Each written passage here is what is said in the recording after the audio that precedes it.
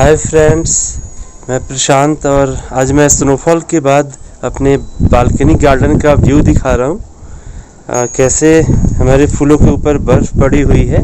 ये रात में स्नोफॉल हुई है और ये देखिए फ्लावर्स के ऊपर भी स्नो है,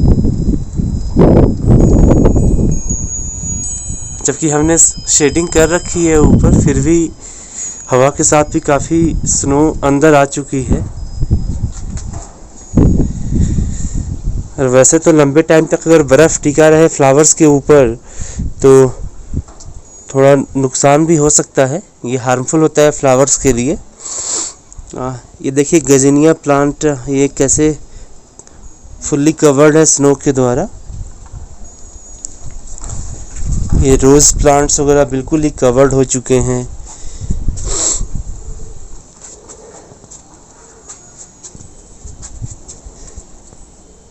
ये बेगोनिया प्लांट का ये थोड़ा सा, ये देखिए पेटूनिया के ऊपर भी स्नो आ चुका है। इस साइड को तो नहीं आ पाया क्योंकि कॉर्नर में है, बिल्कुल ही कवर्ड है इसीलिए। ये सकुलेंट्स के ऊपर भी काफ़ी स्नो हमें दिख रहे हैं जो हवा के साथ अंदर आ गए हैं।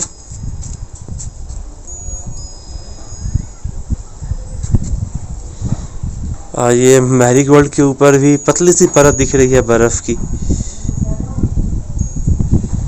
और ऑलमोस्ट सारे बालकनी में ही बर्फ़ तो अंदर आ ही गई है। अब मैं थोड़ी देर में इन सब सारे स्नो को यहाँ से हटा दूंगा पॉट से, नहीं तो ये हार्मफुल हो सकते हैं प्लांट्स के लिए। अब मैं आपको दिखाता हूँ कि मैं अपने प्लांट्स की केयर स्नोफॉल होने के बाद कैसे करता हूँ। देखिए जेरेनियम ये बिल्कुल ही ऊपर हैंग किया हुआ है वॉल में और काफ़ी शेडिंग के नीचे है, फिर भी यहाँ पे थोड़ा स्नो यहाँ पे भी दिख रहा है। और ये बेगोनिया के ऊपर भी देखिए स्नो हमें दिख रहा है, इसके लीफ के ऊपर भी दिख रहा है। ये सेनेसियो प्लांट सकुलेंट के पॉट में भी आ चुका है। रात को स्नोफॉल हुई थी यहाँ शिमला में, सोचा आपको अपडेट दे दूँ। और यहाँ पे बालकनी गार्डन कैसे दिखते हैं स्नोफॉल के बाद, सोचा आपको भी दिखा देता हूँ। ये हॉलीहॉक देखिए ये कैसे लदा पड़ा है और इसकी फ्लावर्स जो हैं कितनी भारी हो गए हैं बर्फ़ से, तो ये हवा में कुछ ज़्यादा ही हिल रहा है। थोड़ी सफाई कर देता हूँ। ये हॉलीहॉक के ऊपर पड़ा हुआ है पॉट में, ज़्यादा टाइम तक अगर पॉट में रहा ये हार्मफुल हो सकता है प्लांट्स के लिए और वो सड़ गल जाएंगे।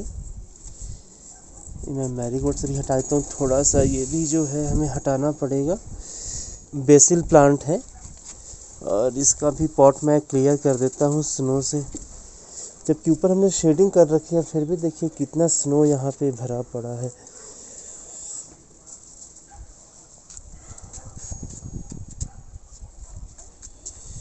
ये सारे हमें हटा देने होंगे अगर प्लांट को हमें ठीक से रखना है तो। और सकुलेंट प्लांट्स को हमें इंडोर भी करना पड़ेगा ये स्नोफॉल के टाइम पे। और स्नो जब मेल्ट होगा तो ओवर वाटरिंग भी हो जाती है, तो उससे भी जो हमारे प्लांट हैं वो डेड हो जाते हैं। क्रिसमस कैक्टस देखिए अंदर दीवार के साथ है फिर भी यहाँ पे आ गया है, इसको भी मैं साफ़ कर देता हूँ यहाँ पे बर्फ़ से। इनको तो वैसे भी पानी बहुत कम चाहिए होता है। देखिए जेरेनियम के ऊपर ही पड़ा हुआ है, ये हमें थोड़ा हटा देता हूँ मैं। कुछ प्लांट्स को हमें इंडोर करने पड़ेंगे, जैसे स्पाइडर प्लांट हो गए, सकुलेंट्स की बहुत सारी वैरायटीज हैं वो हमें इंडोर करना पड़ेगा। वॉल्डरिंग जीव और ग्रीन वाला और पर्पल वाला ये सबसे इंडोर करने पड़ेंगे। ये हॉलीहॉक प्लांट है, वैसे तो काफ़ी ड्यूरेबल होता है ये विंटर्स के लिए भी, लेकिन क्योंकि यहाँ पे बर्फ़ पड़ी थी अभी मैंने सारे बर्फ़ हटा दिए और जिनके पत्तों वगैरह पे भी बर्फ़ से हटा दिए हैं और अब तो धूप भी निकल गई है। तो लेकिन इसको विंटर्स में अगर आप चाहते हैं कि इसको अच्छे से हेल्दी प्लांट रखें तो इसके प्लास्टिक कवर से आप इसको कवर कर सकते हैं। Till the time the snow time is there it can be covered up to that time. तो स्नो के टाइम तक आप कवर करके रखिए इसको, उसके बाद जो है हम इसको फिर प्लास्टिक यहाँ से निकाल देंगे, इससे ये हमारा प्लांट सेफ रहेगा। तो ये हमारा एक जो है एक इस टाइप का स्ट्रक्चर बन गया हमारा। अब इसे मैंने कवर कर दिया, और कुछ और भी हमारे पास प्लांट्स थे सकुलेंट्स, और कुछ और भी सेमी शेड वगैरह में रहने वाले, उनको हमने पहले ही इंडोर कर दिया है ताकि विंटर्स में ठीक रहे वो। नेक्स्ट विंटर केयर में अब हम लोग मल्चिंग कर सकते हैं। मल्चिंग करने से क्या फ़ायदा होता है कि जो मिट्टी है वो ज़्यादा ठंडा नहीं हो पाता, क्योंकि वो बैड कंडक्टर ऑफ हीट होते हैं, तो बाहर की ठंड अंदर मिट्टी तक नहीं पहुंच पाती है। और मल्चिंग को करने के लिए देखिए, ये मैंने यहाँ पे यूज़ किए हुए टी लीव्स को ड्राई करके यूज़ किया हुआ है। आप चाहें तो यहाँ पे वुड चिप्स भी यूज़ कर सकते हैं, या कोकोपीट यूज़ कर सकते हैं, सूखे पत्ते भी यूज़ कर सकते हैं। और ये मैंने सूखे पत्ते रखे हुए हैं यहाँ पर, और इससे भी आप कवर कर सकते हैं टॉप सॉइल को। इससे अच्छी मल्चिंग हो जाती है और आपका प्लांट सेफ रहता है विंटर्स के लिए। और जब स्प्रिंग सीजन आएगा तो बहुत ही हेल्दी फ्लावर्स आएंगे, अच्छी ब्लूमिंग होगी।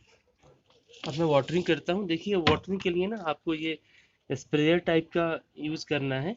मग से नहीं डालना है पानी, क्योंकि मग से डालने पर एक जगह पानी गिरने से वहाँ की मिट्टी हट जाती है, और जो यहाँ के रूट्स होंगे वो एक्सपोज हो जाते हैं ठंड से, और उससे भी हमारा प्लांट मर जाता है। तो वो भी हमें ध्यान रखना है। और विंटर्स में हमें जो वाटरिंग करनी है वो वंस अ वीक करनी है, ज़्यादा पानी की ज़रूरत नहीं होती है।